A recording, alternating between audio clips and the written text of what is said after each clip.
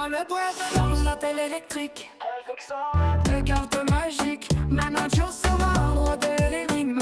Il sait comment prendre les statistiques. Salut la team Sorare, j'espère que vous êtes en forme. C'est la petite projection de galerie hebdomadaire, c'est la 53e et on va partir du côté du Portugal avec l'ami Lil J. Vous allez voir, un fan des équipes au Portugal mais également des Portugais exilés. Sa galerie est vraiment orientée là-dessus. On va voir comment on peut l'aider en fonction de ce qu'il veut jouer parce que oui, il joue en rare avec un petit budget pour les rares. Voyons si c'est intéressant.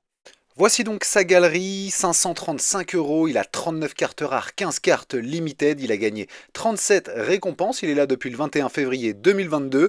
Comme je le disais, petit budget pour jouer en rare, et vous le voyez, hein, il a quand même pas mal de joueurs, notamment des joueurs du côté du Portugal ou des Portugais. C'est ça qui est intéressant, avec quelques exceptions, comme Van Volswinkel ici. Regardons ce qu'il nous dit.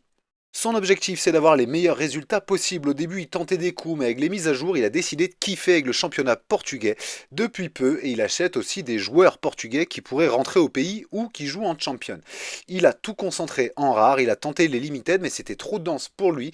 Vraiment, ce qu'il aimerait, c'est performer le mieux possible avec des joueurs du championnat portugais, en challenger ou même avec des joueurs portugais. Après, il a quelques Belges, notamment Rudgla, qu'il adore, et les gardiens, il cherche des bonnes affaires. Il sait que le challenge est élevé et pour lui, gagner du cash ou être dans les 3 premiers, ça serait une grosse perf à l'occasion. Donc il aimerait être en Div 1 et prendre l'essence chaque Game Week. C'est marrant, c'est une stratégie qu'on n'a pas vue forcément jusqu'à présent, c'est-à-dire il espère un alignement de planète en rare avec les joueurs portugais qu'il a. Avec le budget qu'il a, il ne peut pas avoir les GOAT non plus du championnat portugais. Donc en scoutant et en alignant les joueurs, il espère qu'un jour ça paiera pour rentabiliser, et peut-être à raison, parce qu'un podium effectivement en Challenger in-season lui permettrait de quasiment doubler sa galerie.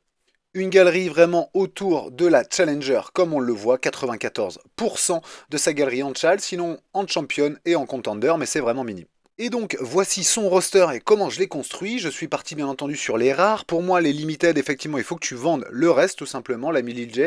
Mais par contre pour les rares, j'ai vu que tu avais Silva et Nardi qui jouent en championship. Et donc par contre que tu as en in-season, tu as Quaresma, Reis, Penetra. Tu as des bons joueurs, hein, Yulman, Varela et Sanchez aussi. Et puis Samu de Porto ainsi que Pepe par exemple.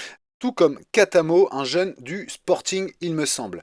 Au niveau de la deuxième équipe, Moura, Horns, Veiga, j'ai vu que tu avais Rudgla aussi effectivement, Frigan également qui est intéressant du côté de la JPL et je viens t'ajouter 2 joueurs pour justement compléter ça.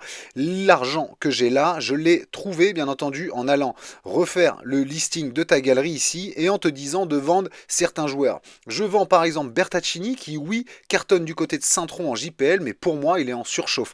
Profites-en parce que tu l'as eu sur un trade je crois et pour pas cher. Donc profites-en parce qu'à 17 €, ça se prend la plus-value et on va aller chercher du coup d'autres joueurs. Je pense que c'est légèrement en surchauffe pour l'ami Bertaccini. Je me trompe peut-être.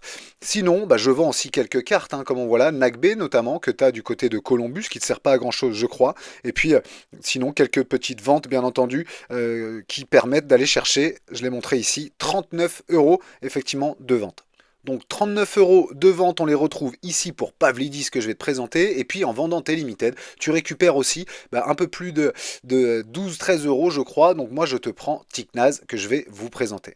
Je garde bien entendu aussi quelques joueurs, voilà hein, des joueurs qui sont blessés ou à vendre selon les moves justement du mercato estival comme des Rota Silva par exemple selon le move cet été, je t'ai mis les commentaires.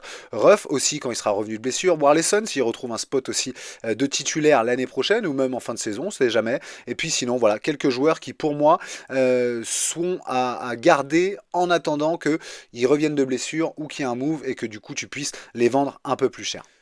Tu as 240 points de la collection Porto. Je crois que tu es fan de Porto.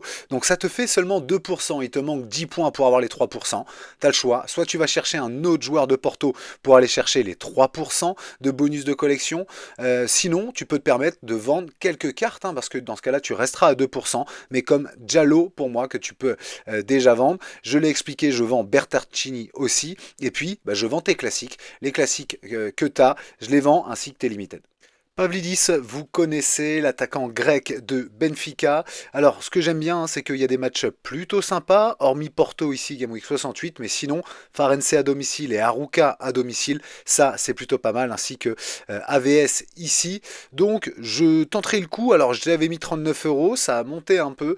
Il me semble que j'ai vu des dernières ventes, je crois, à 53 euros pour Pavlidis en in-season. Si je dis pas de bêtises, oui, c'est bien ça. Donc, je t'ai remonté un peu le prix. Je sais que tu as 100 euros de côté aussi. Donc peut-être que en vendant bien et en ajoutant un peu, tu peux avoir effectivement Pavlidis à 53 euros et non 39. Je m'étais enflammé. Et puis Tiknaz. C'est ce jeune joueur turc de Rio Ave. L'avantage, c'est que là, il a des cartes in-season également, même si Rio Ave n'est pas couvert au Portugal par Sorar. Mais regardez, c'est un joueur qui joue milieu de terrain, capable d'aller faire du AA, comme tu le vois ici. Alors, rarement décisif, hein, sauf là où il avait marqué justement contre AVS. Et sinon, bah voilà, j'aime bien ce genre de profil, capable d'aller te chercher quand même quelques beaux scores, surtout pour le prix. Il était aux alentours de 13 euros. C'est pour ça que je te l'ai mis à 13 euros. Je pense que tu peux aller le chercher à ce prix-là en une saison. Mais j'étais obligé de te faire une autre proposition. La voici ma proposition. C'est de jouer en limited, la Tchal en une saison, mais attention à partir de septembre. Donc c'est pour ça, je préfère me projeter un peu. Quand je vois ton budget, je me dis que tu as moyen d'aller vibrer sur toute une saison entière avec des in-season, mais surtout avec des joueurs que tu vas kiffer un peu plus, je pense, parce que ce que tu aimes, c'est regarder le beau football et donc les beaux joueurs. Je t'ai mis les prix des joueurs costauds en in-season au tout début de saison l'année dernière. Donc en Primera Liga, c'est ton budget rare quasiment, hein, si on prend le prix des cartes in-season.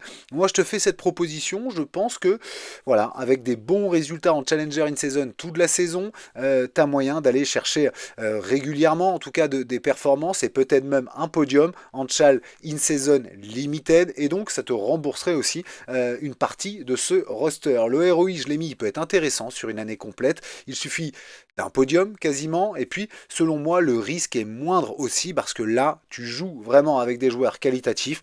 Ce sont des exemples, attention, il y aura certainement des moves peut-être pour certains, mais Diogo Costa et Ramos par exemple à Porto, Otavio, Moura ou le petit Fernandez aussi, ça coûtait 40, 35 et 25. Mora, la fameuse pépite du FC Porto, c'est 75 euros. Kokchou, il était à 50 euros sur les premières cartes. Trincao, 65 et Pavlidis, 100 euros.